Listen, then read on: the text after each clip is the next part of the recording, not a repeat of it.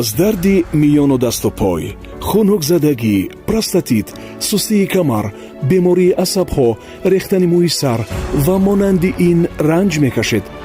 ба рақамҳои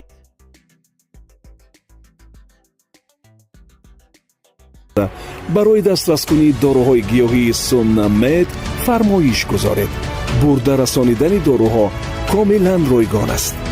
инчунин ин доруҳоро аз дилхоҳ дорухонаи шаҳрҳои Русия бо тахфифи аз 10 то 15% харидорӣ карда метавонед. Sunnamed табобат бо гиёҳҳои шифобахш.